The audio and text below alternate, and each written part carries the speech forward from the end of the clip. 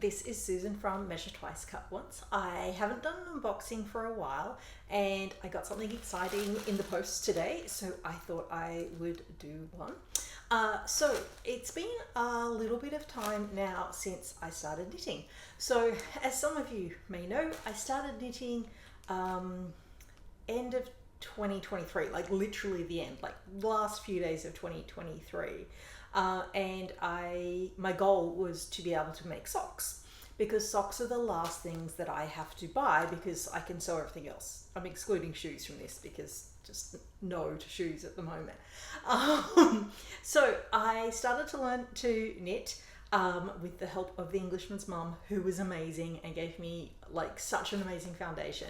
And then since then I've basically haven't stopped, and I try to knit every day and I just keep practicing over and over and over. I do have some socks to show you, which is very exciting, but today I'm just doing an unboxing. So this is actually from Yarn Trader, who are in Port Adelaide in South Australia.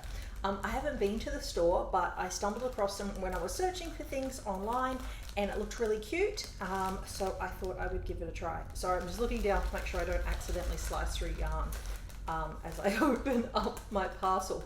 Clearly, I'm also not using my good fabric scissors. I'm using my regular scissors. So the parcel arrived today. What do we have in the parcel? Don't drop the parcel. I have a cute little card which says, "Thanks for your fabulous order from the team at the Yarn Trader." And they have given me some tea on the back, which is really cute. So there's a little sachet of tea there from the English tea shop, which is really great. The store looks beautiful. So if you are in the Port Adelaide area or going that way, that looks fun.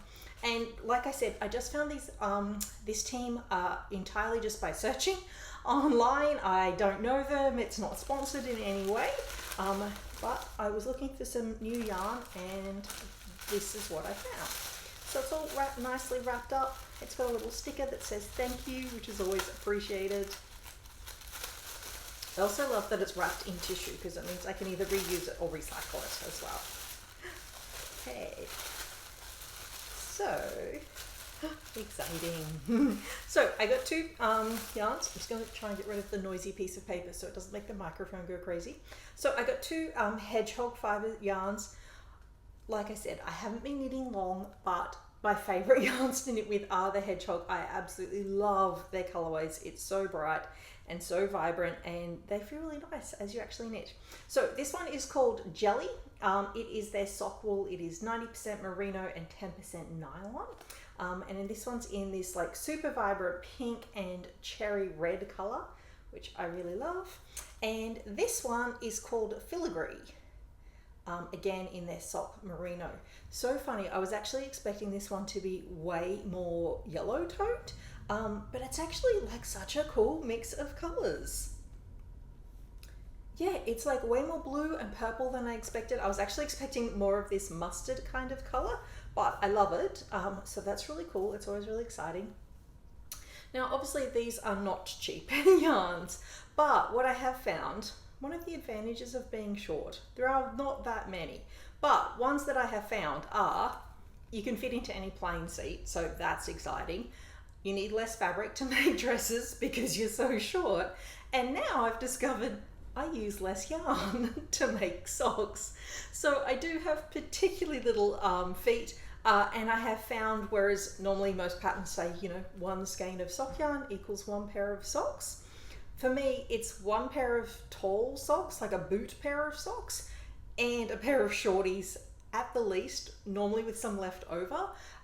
So I'm kind of averaging 2.5 pairs of socks per bundle of yarn, which makes it way more economical for me because that's really great. It does mean I have had to do some crazy maths with my actual figuring out of my patterns sometimes, because sometimes they'll say like do the heel and then, you know, continue on for X amount of time or stitches or centimeters before you get to, I don't know, like I was doing it trying to do an arch support. If I waited for as long as the pattern said, that would almost be at my toes. So like anything when we're trying to figure out sizing, there are some challenges, but it's been super exciting and now I have new yarn to play with. So I'm going to go knit and I'll talk to you later.